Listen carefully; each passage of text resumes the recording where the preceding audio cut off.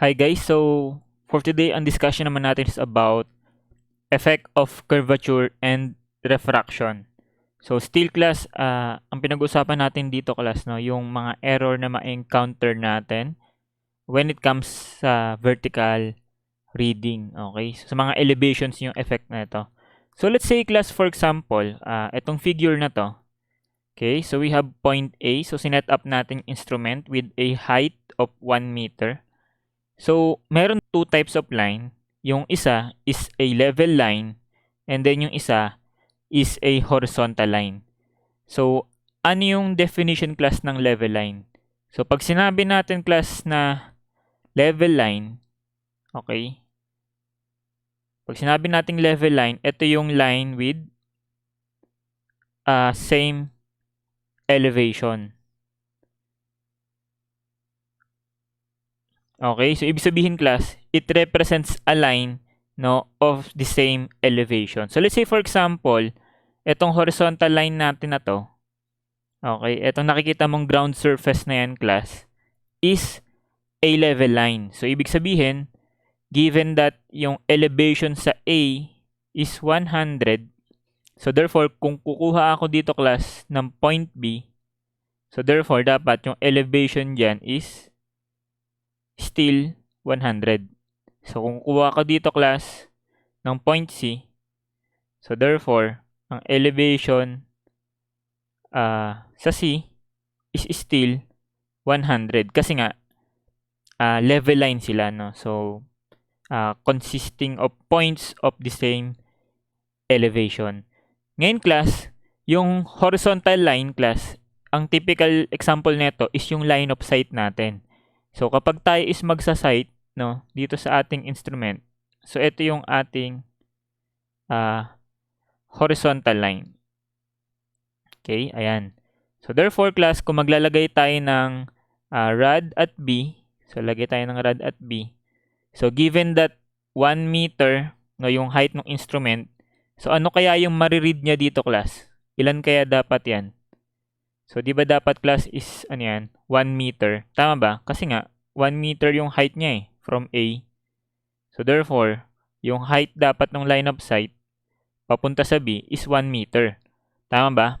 Para pag ginamit natin yung property ng elevation, so elevation ni A, so, elevation ni A, dito manggagaling, plus 1, and then minus 1, o di, elevation ni B, 100. Tama ba?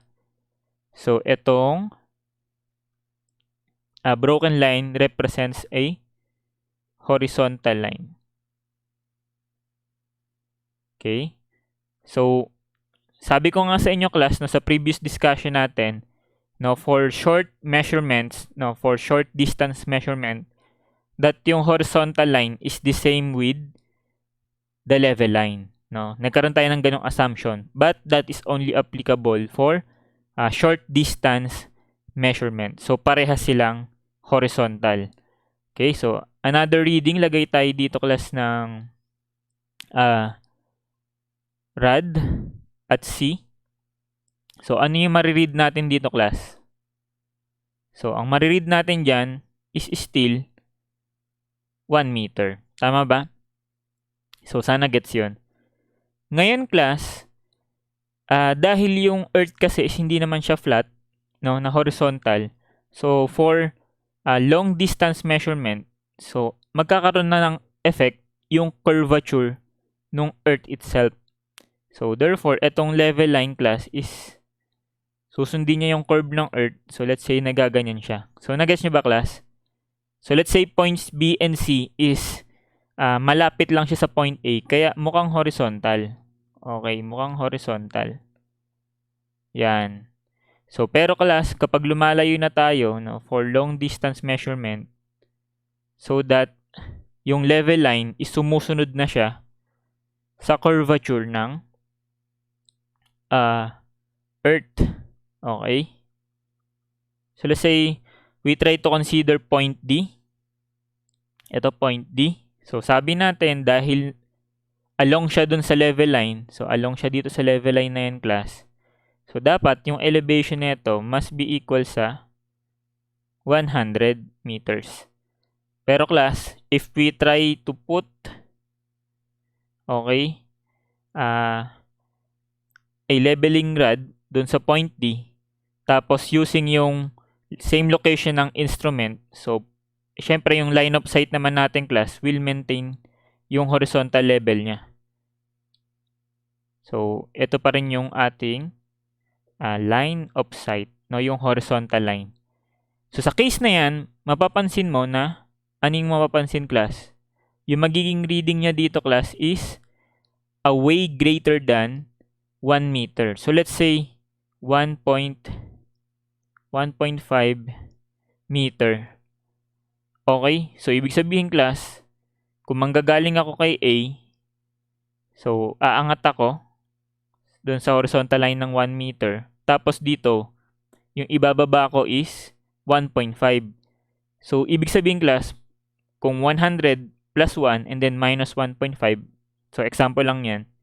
So, therefore, magiging mali class yung ating reading. Tama ba? Or magiging mali yung mapoprovide nating elevation sa point D, given that dapat 100 nga siya. Pero dahil sumobrang laki, no, lumaki yung naging measurement natin sa ating leveling rod.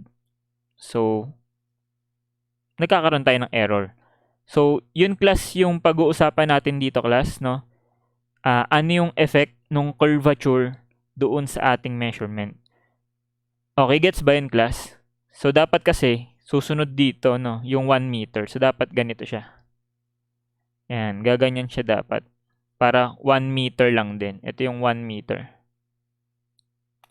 So, therefore, meron tayong tawag dito na error, no, due to the curvature nung ating surface. So, therefore, tatawagin natin itong HC, no, yung error due to the curvature. So, this one is simple example lang, no, para maintindihan nyo na for long distance measurement, lumalaki yung reading natin. So, therefore, kailangan meron tayong binabawas na HC. So, paano masolve ang HC class? So, proceed tayo dito sa ating figure. Ito yung figure, na simplified figure para mas madaling analysis. So, let's say given that ito yung level line. So, from this point, point A, and then ito, point B. So, level line siya, no, along sa level line. So, nag-sight tayo at point A, no, horizontally. Nag-sight tayo at A horizontally. So, anong napapansin mo, class? Yung horizontal line is lumalayo siya doon sa level line kapag lumalaki yung distance of measurement. So, nung nasa B na, lumayo na siya by this distance. At ito nga is tinatawag nating HC, no, yung paglayo ng horizontal line doon sa level line. So, nangyayari lang to class for very long measurement, no, sobrang lalaking distance na. So, denote natin yung distance between A and B to be K. Okay? K distance. So, yung K, kadalasan yung class, is expressed in kilometers. Okay? So, let's say, sa Earth siya mini-measure. So, ito yung radius ng Earth. Okay? So, another radius ito ng Earth. So, yung horizontal line class is drawn tangent doon sa point A. So, this one is 90 degrees. Okay? So, ngayon class, ang ginagawa natin, no, ide-derive natin yung formula para ma-determine natin how much, no, of a measurement yung kailangan nating i-deduct para ma-correct natin yung reading natin or yung measurement. So, katulad nga dito.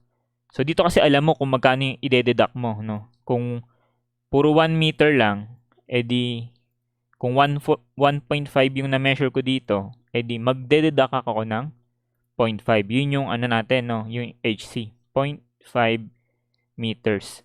So, para sa general formula, so, paano kunin yung HC?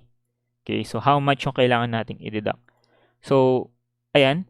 So, magkakaroon tayo dito na class ng konting assumption. So, since HC class is very small, no, is very small.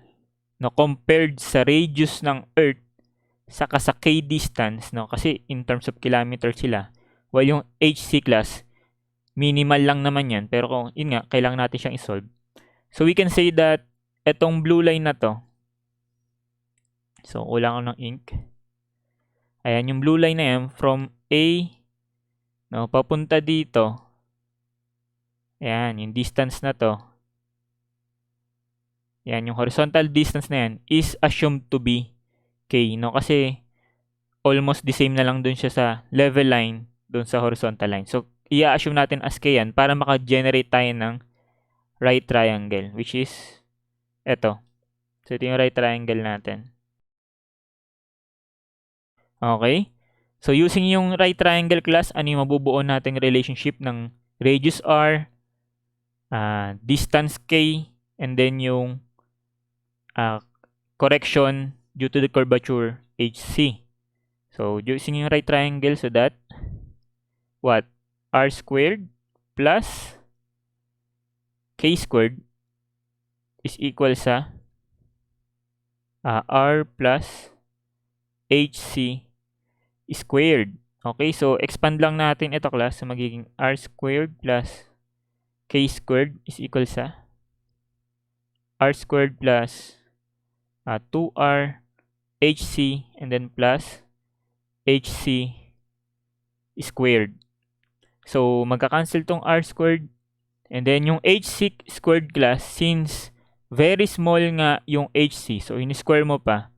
So, this one is assumed to be equal to 0. So, ang matitira sa ating class is K squared is equal sa 2R HC. So, therefore, HC, no, in terms of K and R is K squared over 2R. Okay, gets ba yan, class? So, kung ang K na gagamitin natin, since very large measurement yan, so naka in terms of kilometers ito, and then itong radius is naka kilometers din. So, kung hindi given ang radius ng Earth, so ang approximate value nito is 6,371 kilometers or pwede ring 6,400. Okay, around that value. Pero yung gagamitin natin plus is ito, 6371. So, in kilometers. So, therefore, yung HC na masasolve natin is in kilometers din. Tama ba? So, input lang natin sa magiging K squared, okay, over twice D. So, gamitin natin tong 6371. 6371 kilometers. Okay?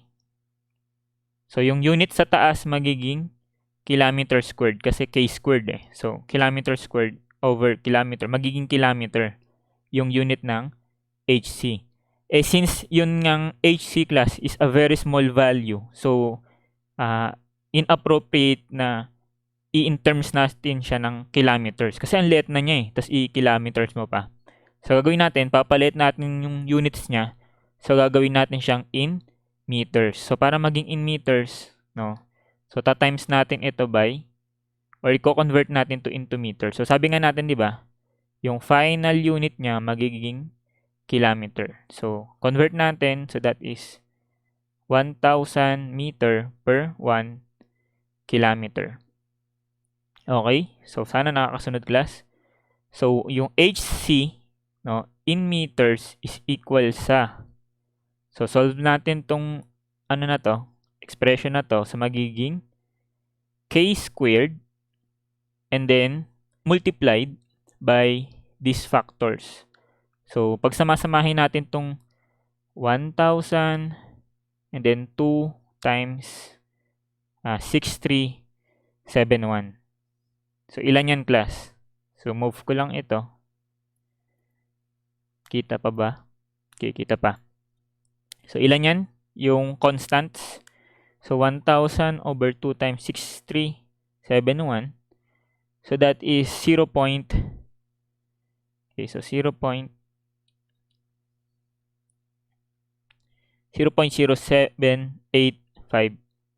0.0785 K.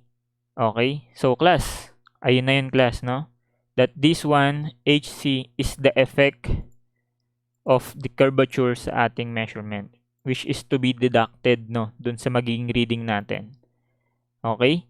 So, take note lang, class, that yung HC, yung unit niya nga, must be in meters, no? Kasi kinonvert natin siya na maging meters. And then yung K must be in kilometers, no? Kung mapapansin mo, nakaset up siya dito na kilometers.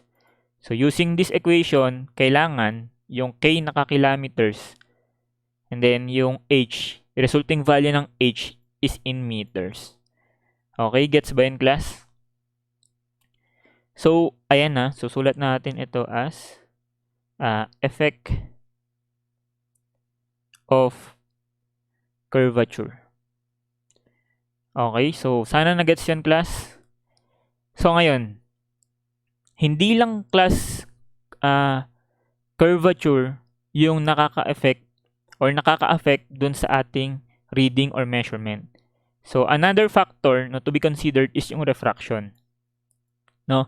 Yung line of sight natin, no, measuring long distance measurement has a tendency na mag-bend siya or mag-incline siya downward. Okay? So, ibig sabihin, class, yung horizontal line mo, imbis na totally perfect horizontal siya, so but due to the effect of refraction, class, so nabebend pa siya downward. So, let's say, kuha ko ng ibang kulay. Okay? So, imbis na horizontal siya, ayan na, horizontal yan, yung blue. So, magbe-bend pa siya at certain value. Okay? So, magbe-bend siya slightly. Slight lang yan, class. Hindi siya ganun kalaki. So, ibig sabihin, class, meron pa rin tayong error na ma-encounter. So, na-imagine nyo ba yung nangyari dito? So, zoom in ko, class, Ayan. So, itong blue line, yan yung perfect horizontal line without the effect of refraction. Pero dahil sa refraction, so yung line of sight, nagbe-bend pa siya downward slightly. So, ibig sabihin, class, ito yung magiging reading natin, no? So, ito yung magiging reading natin. Which is, yun nga, erroneous pa rin. Kasi nga, dapat, kung mag-generate tayo ng line from A, dapat ang susundin niya is itong level surface. Tama ba? Ayun nga. Ang nangyari, yung line of sight natin is nandito siya sa green line. Okay, so sana nakakasunod kayo. So, nandito siya sa green line. So, therefore, there is still correction to be applied. So, yung correction na yan yung tinatawag nating HCR, which represents the combined effect of the curvature, yung C, and then yung refraction. So, paano makukuha yan, class? Di ba nakuha na natin tong HC? Nakuha na natin yan. So, next na kukunin natin is yung HR.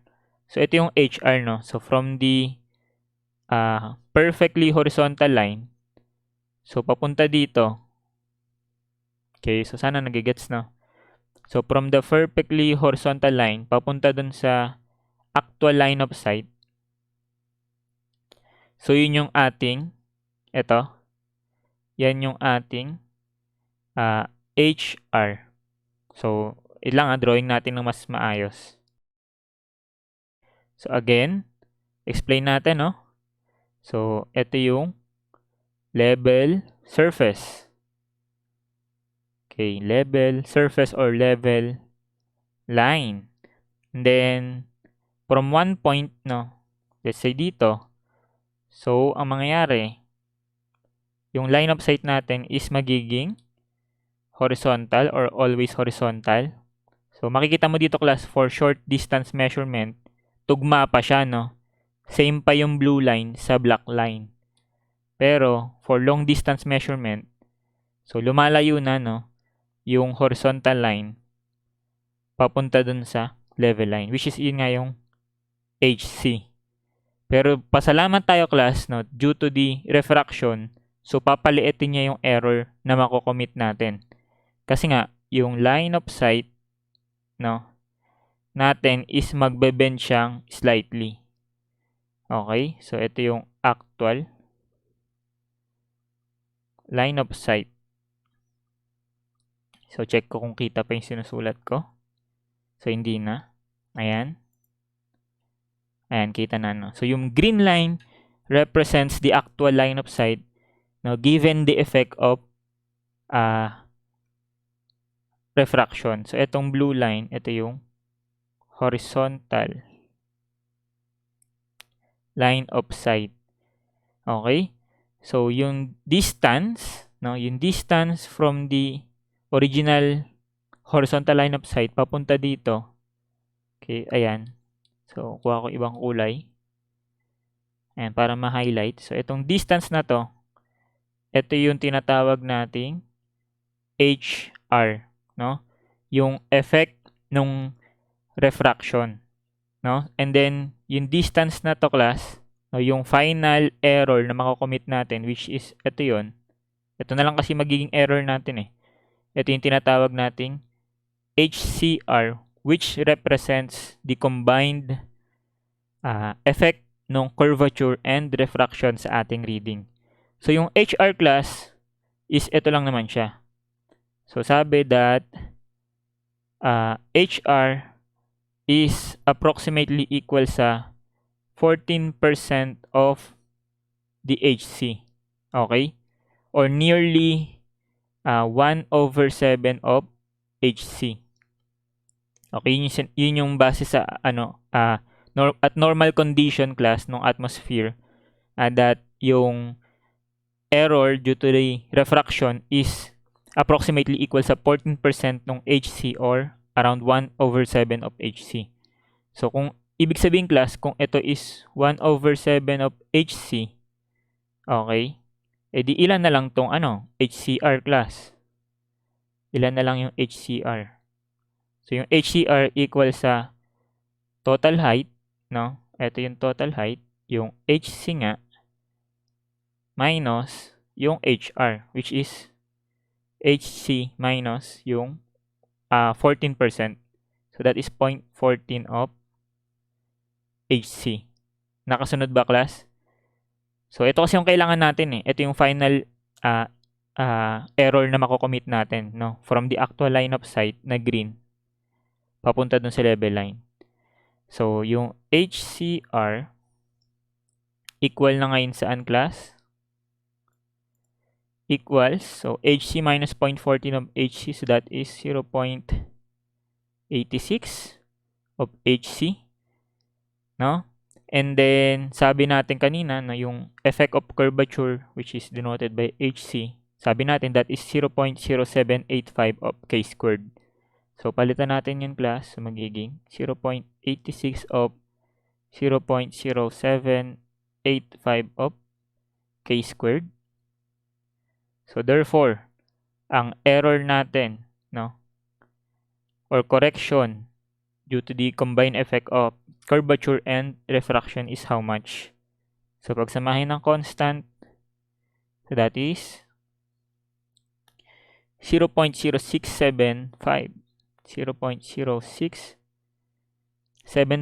of K squared. So, that's it, class, no? Yan na yung formula na kailangan nating tandaan, no, sa topic na ito. So, ayan.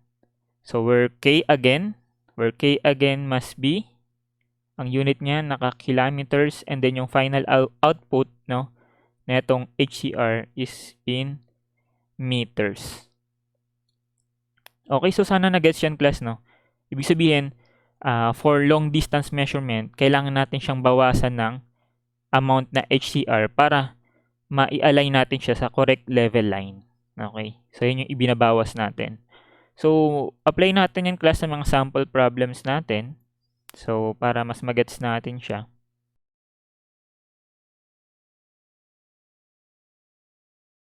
Okay, so, ayan. Proceed tayo, class, sa sample problem natin para ma-practice natin siya.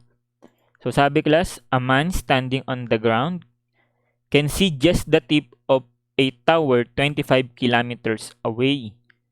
if the eye of the man is 1.8 meters above the sea level, so determine the height of the tower above sea level considering curvature and refraction correction. So, parang ganito yung scenario niyan, class. So, ito yung sea level. Okay. So, andi dito yung man. So, move ko lang tong konti. So, andi dito yung man, no? So, let's say ito siya. Ayan. So, sabi, no, nung nagsasight daw siya, ang nakikita niya lang daw is merely yung what? Yung tip of the tower. Kasi kung dito yung tower, katabi niya lang yung tower, ayan. Eh di, kita niya na lahat. Kita niya tong tip, kita niya yung bottom. So, hindi ganyan yung scenario. So, yung scenario is ganito. Andi dito yung tower. So, let's say, ito siya. Ayusin ko lang, ha. Yan. So, ang nakikita niya lang, class, is yung tip. So, pwede na siguro yan. So, nag-sight siya. Okay. Ayan. So, ang nakikita niya is yung tip lang, no? Nung tower. So, kulang yung tower ko. Ayan, medyo ganyan. Gets ba yan, class? Okay, so, ayan. So, ibig sabihin, class, no, para maging tip lang yung nakikita niya dun sa tower, so, dapat yung line of sight niya magta-touch dito sa sea level. Di ba ito, class, yung ating sea level, no? Para maging tip lang, so, kailangan tangent siya doon sa sea level.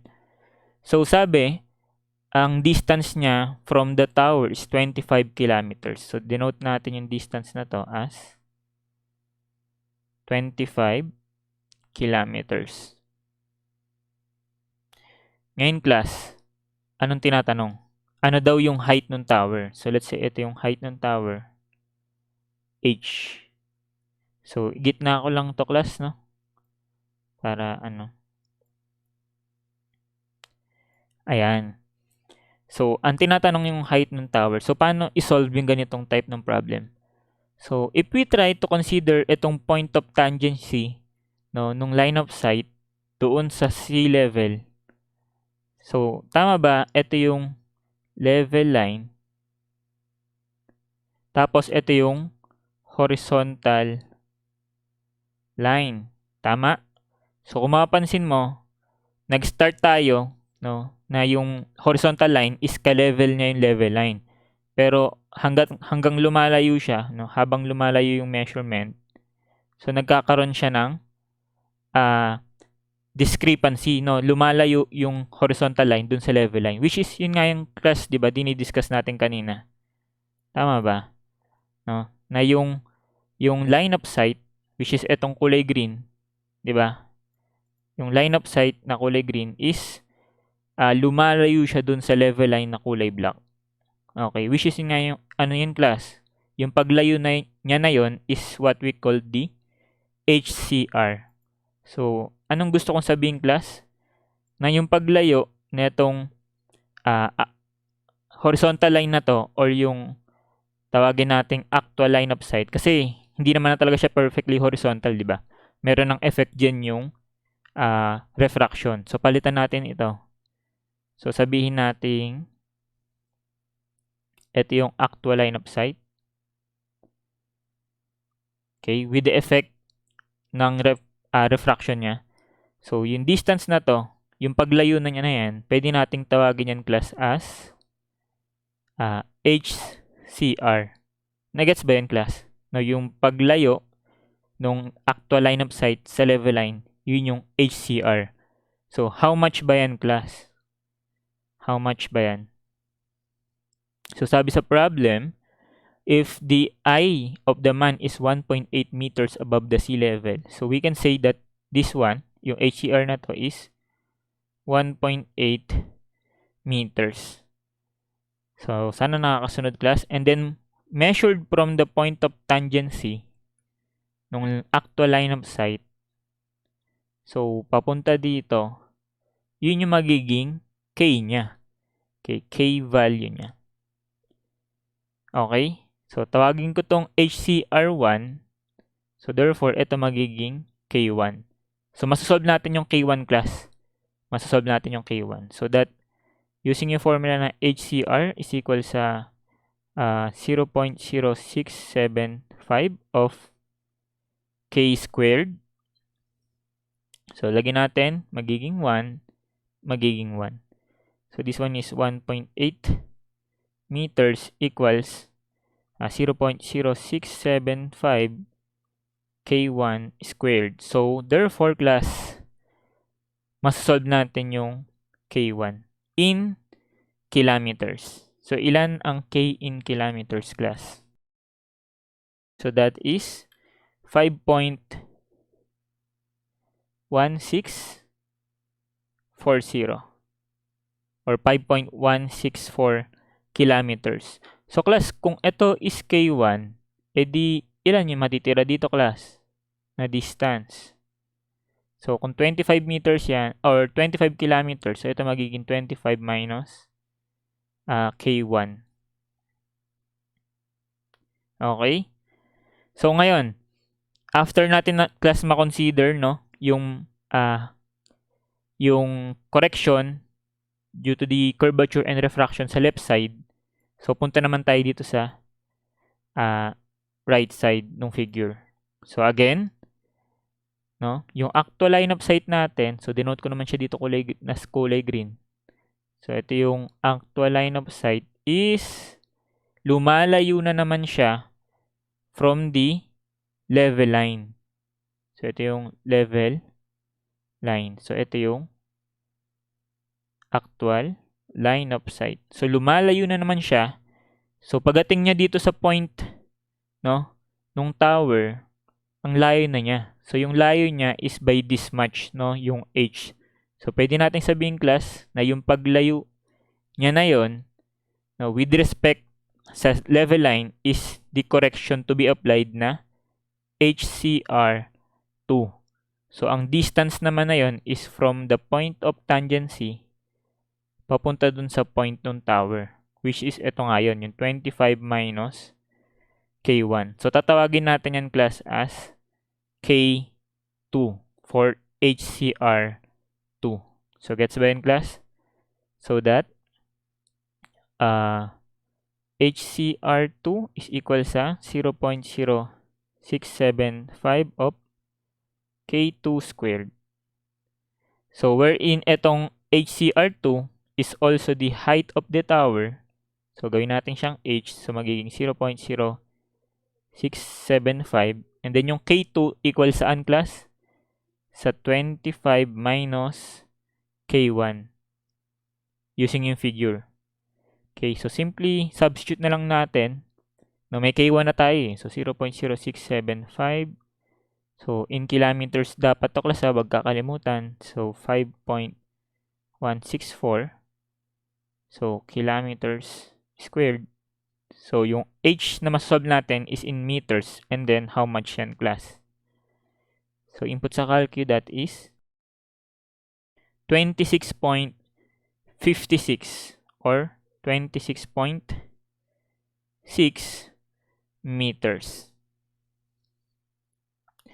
So, sana na-gets, class? Tama bang sagot natin? So, tama, no? So, that is letter B. So, basta, class, ganun lang naman ang diskarte dito. Always draw ka ng tangent line doon sa level line. Tapos, yung amount ng paglayo nung tangent line na yon with respect sa level line, yun yung tinatawag nating HCR. No? Yung correction nga due to the combined effect of curvature and refraction. So, para mas ma-digest natin yung topic na to, proceed tayo sa next sample problem. Okay, basahin natin. Sabi, the top of the tower signal at B, 2,000 meters away from A, was sighted through a transit with recorded vertical angle of 3 degree 30 minutes. The height of the mast is 12 meters and the height of instrument if the transit above the point where it is set is 1.10 meters. The elevation of point under the transit A is 133.33 meters. Compute the elevation of the base of the signal at B. So, ayun no. Ganito yung itsura niyan, class. So, sabi, drawing muna ako ang level surface. So, assume natin, class, no, yung point A is above that surface, or we can say this one as our sea level, kasi yung sea level, class, is one example of level surface. So, sabi, na itong point A raw na to, class, okay, so, is at elevation of 133. So, lagay ko, A is 133.33 meters. Tapos, above point A daw is an instrument. So, ito siya. Okay, so ang height daw neto is ilan, class? So, height ng instrument is 1.10 meters. So, 2,000 meters away from A, which is yung B. So, meron daw dito yung B. So, let's say, ayan siya. So, ito yung B.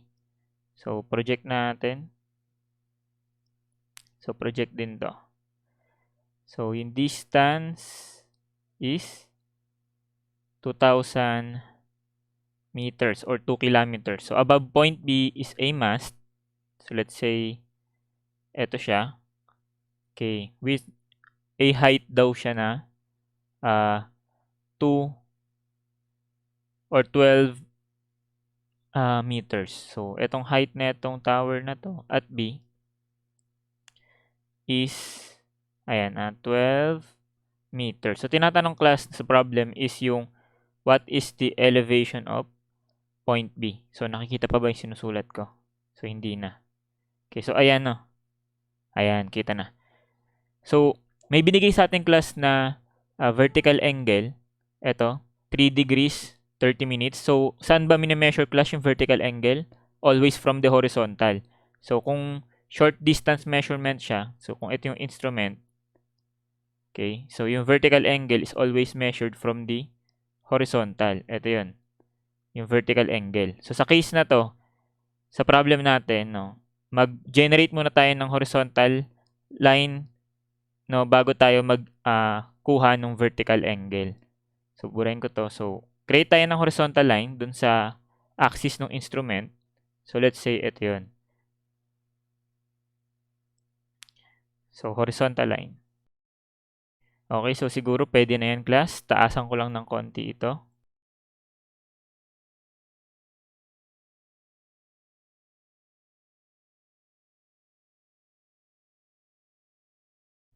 Okay. So, ayan. So, nag-generate na tayo, class, ng horizontal line. Pero yung horizontal line na yan, class, is ano na yan, class? Yan na yung adjusted, no? Adjusted horizontal line of sight, no? At A. So, pag sinabi nating adjusted horizontal line, ibig sabihin na cater na natin, no, yung magiging effect nung refraction. So, just like dito sa previous na to, 'di ba? Ito yung horizontal line of sight, pero ito yung actual, no, yung kulay green, ito yung actual line of sight, no, yung actual horizontal line of sight, or yun nga, adjusted, no. Na-consider na natin yung effect ng refraction.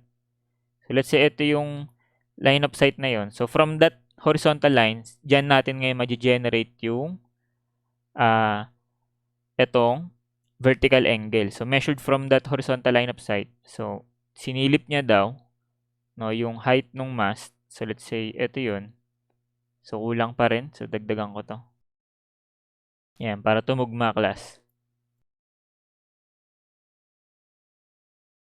Okay, so, ayan. So, measured from the adjusted horizontal line of sight. So, dyan natin ngayon, i-measure itong vertical angle na 3 degrees 30 minutes. Okay, so from the figure, we can now solve ngayon yung elevation ni B. So, paano ang gagawin natin, class? So, ang gagawin natin, ipoproject lang natin lahat nung level line. So, Let's say for example, for A, so di ba yung elevation dito is ilan? 133.33. So, hahanapin lang natin class lahat ng points na ang elevation is the same sa 133.33. So, ganito gagawin natin class. Drawing tayo ng level line.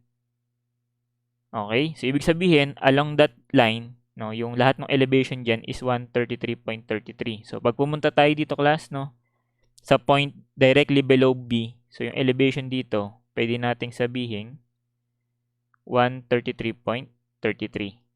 Okay? Next, i-project natin, no, itong level line doon sa instrument. So, yung instrument is 1.1 meters above A. So, kunin natin lahat ng points na 1.1 meter above A. So, eto yun, no? So, ibig sabihin na yung height na to is 1.10 meters. And then, kung mapapansin mo class, no, with respect dito sa level line na yan, no, etong adjusted line of sight na to is tangent sa kanya. Tama ba? Where in that case, nakikita natin na naman na yung horizontal line of sight is again, lumalayo na naman siya dun sa level line. Tama ba? Balikan natin class para nare-refresh ka. So, di ba ito yung level line? Tapos, ito yung actual line of sight. So, di ba lumalayo siya? No? Lumalayo siya by a certain value which is equal sa HCR. So, ibig sabihin dito, from the level line, yung paglayo na naman, no, nung horizontal line of sight is measurable using the value ng HCR. So, mula dito class, and then papunta dun sa level line. Okay, ito. This one is HCR. Okay? So, lastly, kailangan na lang siguro natin kunin itong line na to sa taas. Ito. Paano kaya kukunin yan, class? So, consider natin itong triangle na to. So, may makikita ka dyan, class, na triangle, which is, ito yun. So, yung red line. Okay, yung red line. Tapos, yung itong adjusted horizontal. And then, itong side na hinahanap natin. So, ito is assumed to be 90 degrees. Kasi sa drawing ko lang naman yan mukhang hindi. Pero, yun nga, assumed to be near 90 degrees ito. So, parang mayroon tayong right triangle na ganito class. So, ito, ayan. Saka ito, which is ito class. No, yung distance na to, yung adjusted horizontal line of sight is 2,000 meters. No? The same lang siya nito kasi small lang naman yung ano niyan. Sabi nga natin kanina, 'di ba, sa derivation natin, small lang yung difference niyan with respect dito sa distance sa sea level. So, pwede natin sabihin class ito as 2,000 meters. So, yung angle is 3 degrees, 30 minutes. So, kailangan natin, 'di ba, itong side na to, which is sa drawing natin, ito 'yan. So, nakikita nyo ba class yung hina-highlight kong green? Ito class. Okay, so using tangent function, so that is 2,000 tangent of 3 degrees, 30 minutes. So, therefore, yung height na to class is 2,000 tangent 3 degrees, 30 minutes. So, sa case na yan class, makukuha na natin yung elevation ng hinahanap na point which is yung sa B. So, paano class? Okay, so focus tayo dito class, no? So, magsimula tayo sa class sa point of known elevation, which is dito. Ito yung alam nating elevation, yung 133. So, ang gawin natin, from 133, panik tayong 1.1. Take note class, ang hinahanap natin yung elevation netong B. Okay, so paano tayo makakapunta dyan? So, una, from 133.33. So, lagay ko na 133.33 meters. Aangat tayo ng, ayan. So, umangat tayo ng 1.1 meter. So, lagay ko yan, 1.1 meter. And then, from this line, so, anong gagawin? Angat muna tayo papunta dito. So, nagigets ba class? So, angat tayo hanggang dito. So, that is equivalent sa HCR. So, plus HCR. And then, angat tayo sa tuktok nung nung tower, which is etong 2,000 tangent 3 degree 30 minutes. So, plus, ayan, 2,000 tangent 3 degree 30 minutes. So, nandito na tayo sa tuktok class. So, paano tayo makakapuntang B? Di baba tayo ng hanggang dito. Which is equivalent yan, di ba, sa height ng tower, which is etong 12 meters. So, minus 12 meters. So, therefore, class, no, yung expression na to, class, is equivalent na dun sa elevation sa B. So, substitute na lang natin, class, lahat ng alam nating points. So, ilagay natin siya dito. So, ibig sabihin pala, elevation ni B ay equal sa dito. So, sana guys, nakakasunod kayo. So, substitute lang natin. 133.33. So, lahat in meters, no? 1.1. And then, etong HCR equal yan saan, class? 0.0675 of K squared. Yung K natin, yung distance between 2 points. So, dito, saka dito. So, that is 2,000 meters or 2 kilometers. Okay? So, 0.0675 times 2 squared, then plus itong expression na to. So, and with that, masolve na natin yung elevation ni B na equivalent to how much, class? Elevation ni B equals. Okay, so sagot is 245.025 meters. So, that is letter C. So, correct. Okay, so sana na-gets yan, class, no? Ang nakakalita lang naman dito, class, no, kung saan mo i-measure yung 3 degrees 30 minutes. So, always yan, class, ang mga vertical angle mini-measure from the horizontal line. Okay, so kailangan mag-project muna tayo ng horizontal line bago natin makuha yung or ma-drawing ng tama yung vertical angle. Tas the rest, ayan, so madali na lang naman. Okay, so next problem tayo, class, para mas magets pa natin siya. So, kunin ko lang, class.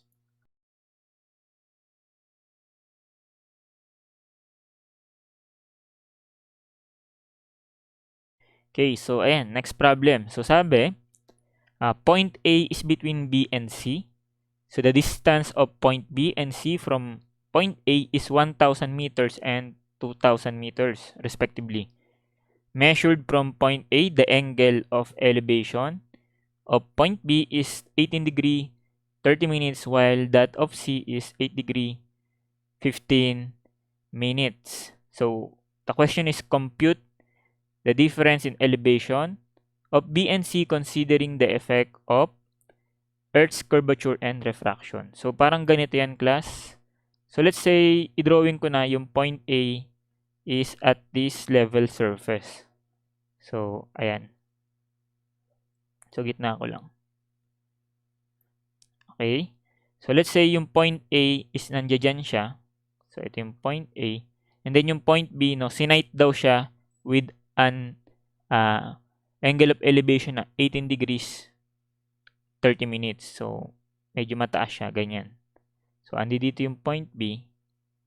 Ayan. And then yung point C, so mababa lang yung angle niya. So, let's say mga ganito.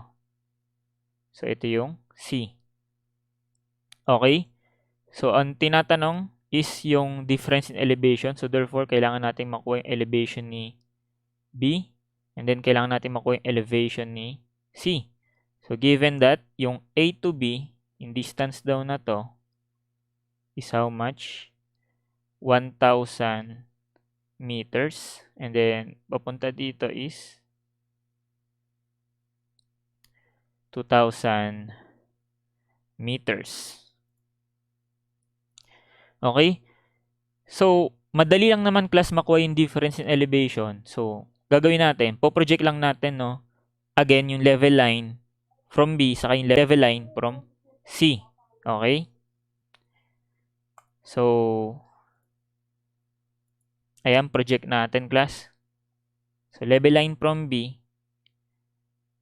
Okay, so ito siya, no? So, this line represents a line with the same elevation as B. So, ito naman yung level line sa C, no?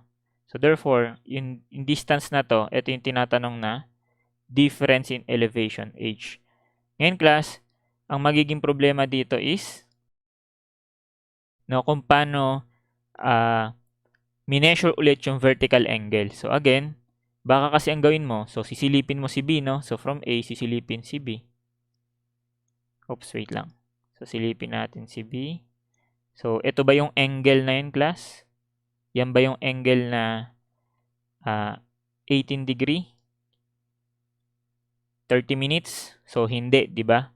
So, sabi natin, always yung angle of elevation or vertical angle is always measured from the horizontal. So, again, create muna tayo ng horizontal line at A. No, yung adjusted na. So, let's say, ito yon, no? Sabihin, na-consider na natin yung effect nung refraction sa horizontal line. So, ito yung adjusted horizontal line of sight. Okay, so from that line, so dyan natin i-measure itong 18 degree 30 minutes. So, almost the same lang to nung kanina, class. So, again, horizontal line. So, medyo ang baba pala nung nung drawing ko. So, anyways. Ayan, dayain ko na lang. So, ito yung adjusted horizontal line. So, that yung vertical angle nung C. So, taasan ko nga itong C ng konti. Adjust lang natin. So, ayan o. So, yung vertical angle neto is ilan? 8 degree 15 minutes. Okay? So, technically, ang kailangan lang natin gawin, class, is kunin, no, yung height na to nung B. Height na yan ng B. Saka, sa right side, ito namang height naman na to ng C. Kasi pag nakuha natin yan, no, therefore, subtract lang natin, makuha na natin itong H. So, paano kunin yung height na yan, class? So, dito tayo sa left side. So, dito meron tayong triangle na mabubuo, class, no, sa taas. So, ito yung triangle. So, the same ng assumption kanina, class, no, na right triangle siya. Okay, so, and then, kung 1,000 to, so therefore, yung base nito is approximately 1,000 na rin.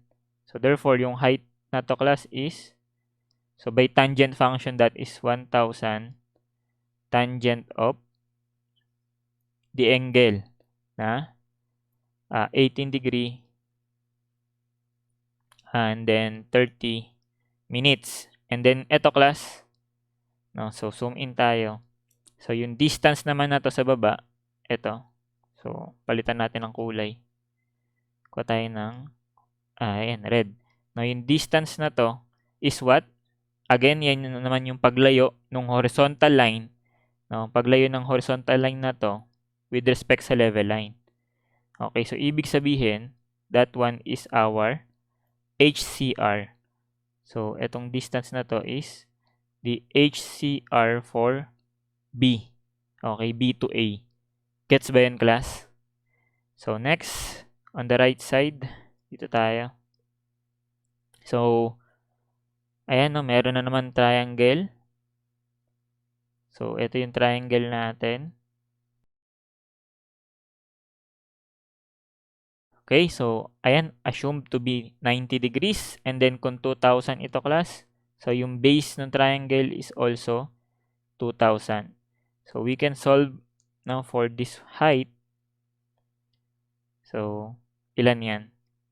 So, by trigo function ulit, this one is 2,000 tangent of 8 degrees 15 minutes.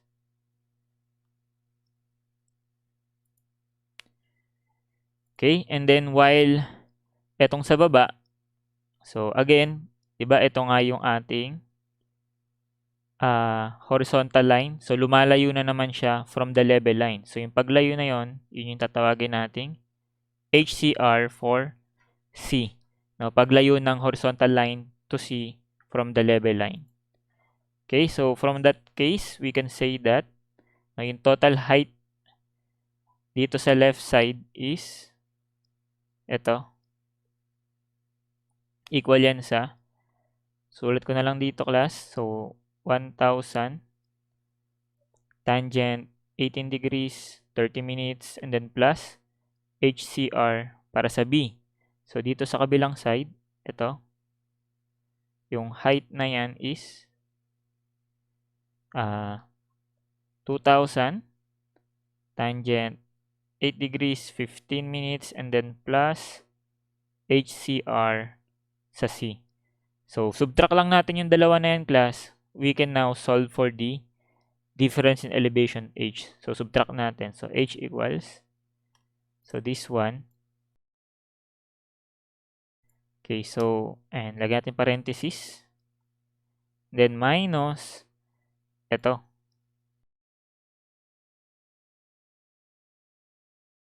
So, ayan, substitute lang natin no, yung HCR using yung K values nila. So, dito yung K is 1 km. Dito, K is 2 kilometers. So, ayan, H equals 1,000 tangent of 18 degrees, 30 minutes, then plus, ito is 0.0675, and then K squared. So, 1 squared. Then minus itong 2,000 tangent 8 degrees, 15 minutes, and then plus HCR. So, that's 0.0675. And then yung K is 2, then squared. Okay, so solving for the difference in elevation, that is how much, class?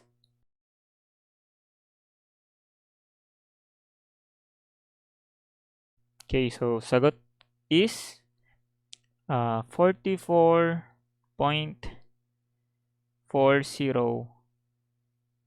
or 41 meters. Okay, so anong tamang sagot? So that is letter C. So tama tayo, class. So, ayan guys, i-continue natin no, yung discussion this one, yung application pa niya sa ibang problems. So, ayan, aralin nyo muna, class. Yung nakakalito lang naman dito, class, is yung vertical angle. So, always, class, yung vertical angle is measured from the adjusted horizontal line of sight. Okay? Hindi sa level surface, kundi dun sa horizontal line of sight. So, the rest is, ayan, analysis na lang ng mga vertical distances and then relationship. So, hopefully, guys, nagets nyo yung discussion natin regarding this one. So, ayan. So, see you next time. So, God bless.